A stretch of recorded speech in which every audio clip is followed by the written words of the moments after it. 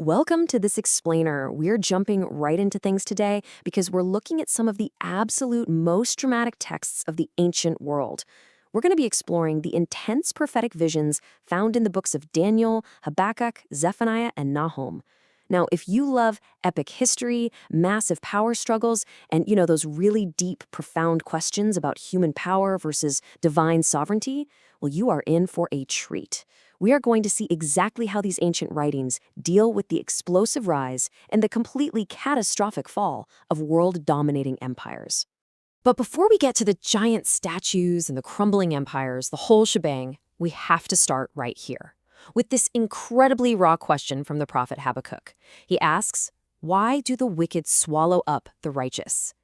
And wow, right? It's a 2,500-year-old question, but it hooks you instantly because it still feels so incredibly relevant today. I mean, Habakkuk is looking around at a world that is just completely turned upside down. He's surrounded by violence, the legal system seems totally powerless, and justice? It's just nowhere to be found. He is agonizing over why evil seems to prosper while good people suffer. It's this deep cry of existential dread, a kind of geopolitical anxiety that I think a lot of us can easily relate to right now. And it's this exact question that sets our entire narrative in motion. Okay, let's dive into this, because the divine response that Habakkuk actually gets in the text is staggering. It says, "I will work a work in your days, which you will not believe, though it be told you." Basically, the narrative shows God orchestrating an absolute geopolitical earthquake. He tells Habakkuk that the Chaldeans, the Babylonians, are actually being raised up to sweep across the map as a tool of judgment. This response perfectly sets the stage for an epic collision. It's the ultimate clash, really, between terrifying human arrogance on one side and unshakable divine sovereignty on the other. Section 1. The Cry for Justice, the Anguish of the Prophets.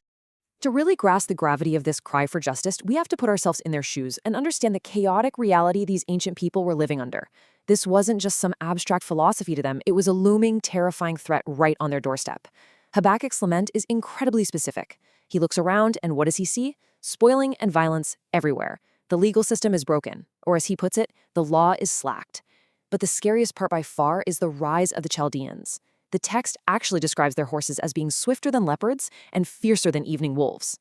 They're this bitter, hasty nation just taking over dwelling places that aren't even theirs.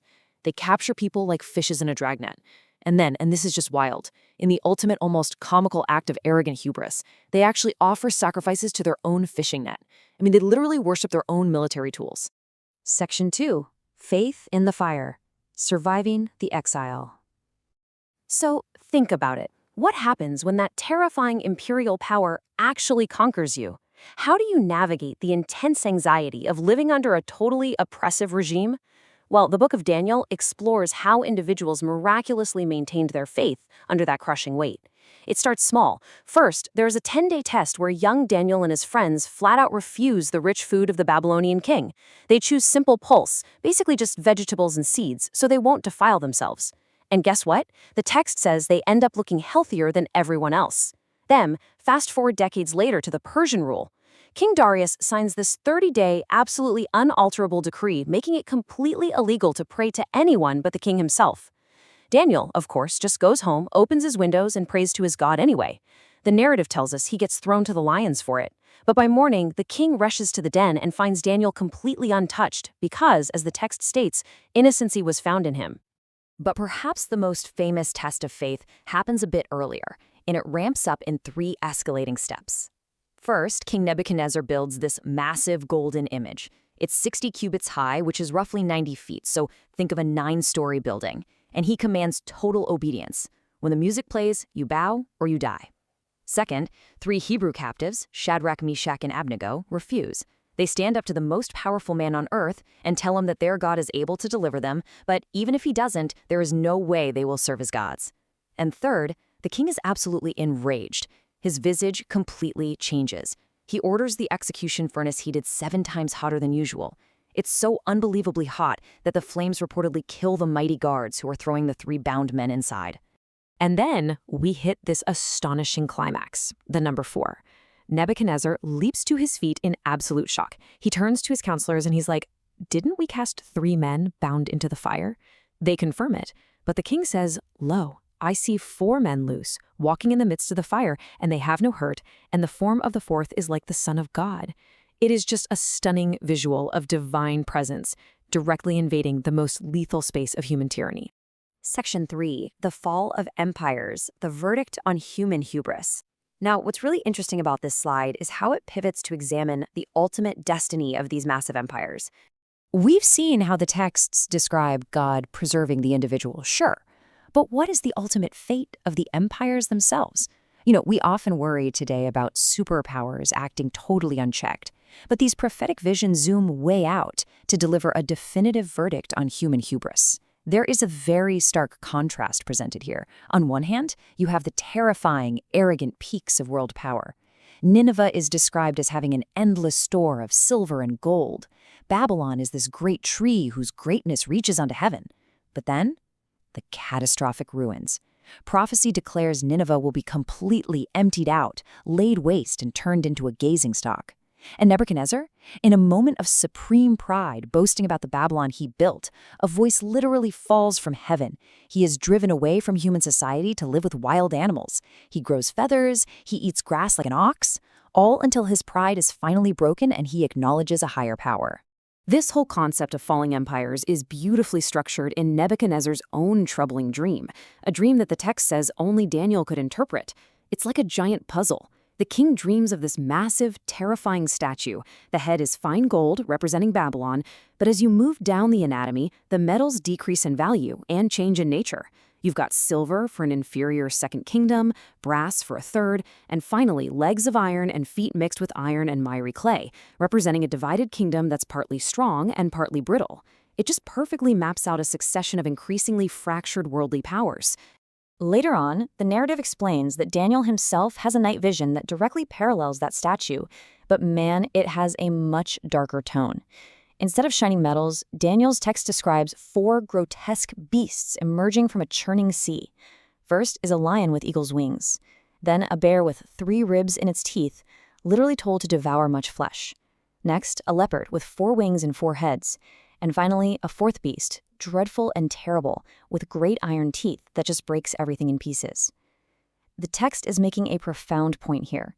From a human perspective, our empires might look like magnificent gleaming statues, but from a divine perspective, they are savage, ravenous beasts. The sudden end of these empires is dramatically illustrated in the famous story of Belshazzar's feast. King Belshazzar throws this massive party, and they are drinking wine out of the sacred vessels stolen from the temple in Jerusalem. According to the text, in that very same hour, the fingers of a man's hand just appear out of nowhere and right on the plaster of the wall. The king is so terrified his knees are literally knocking together. Only Daniel can read the inscription, Mene, Mene, Tekel Upharsin. It means God has numbered the kingdom, weighed it in the balances, found it wanting, and divided it. And according to the account, that very night, Belshazzar is slain, and the mighty empire falls to the Medes and Persians, just like that.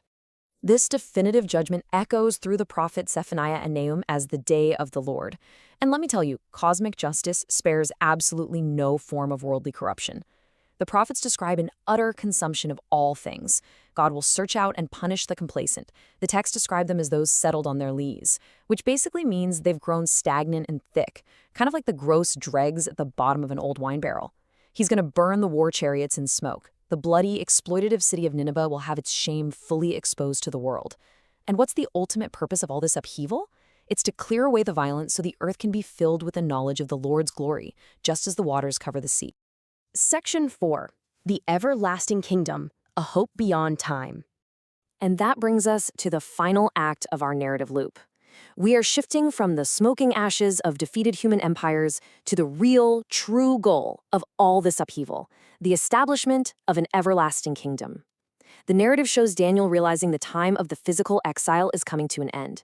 He prays in sackcloth and ashes, and the text states that the angel Gabriel flies to him swiftly to give him an even greater timeline, the number 70. Gabriel reveals a period of 70 weeks determined upon the people. But here's the thing, it's not just about rebuilding physical walls in Jerusalem. It's a timeline specifically designed to finish transgression, make an end of sins, make reconciliation for iniquity, and bring an everlasting righteousness. It points to a permanent, cosmic solution. So the crucial point is this: his dominion is an everlasting dominion which shall not pass away, and his kingdom that which shall not be destroyed. Remember that terrifying statue of the empires made of gold, silver, brass, and iron we talked about? Well, in Nebuchadnezzar's dream, a stone cut out without human hands strikes the feet of the statue, shattering the whole thing into dust that literally just blows away in the wind. That stone then grows into a great mountain that fills the entire earth. Daniel's later visions confirm that this is the kingdom given by the Ancient of Days to the Son of Man and to the saints of the Most High. It is described as permanent, unshakable, it is final. And that brings us to the core challenge of these ancient texts. The Babylonians, the Medes, the Persians, the Assyrians, they all thought their power was absolute, right? Yet the narrative shows every single one of them crumbling to dust.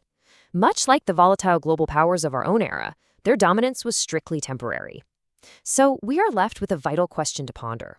In a world of rising and falling empires, where do you place your ultimate trust? Do you trust in the swift horses and heavy iron of human power?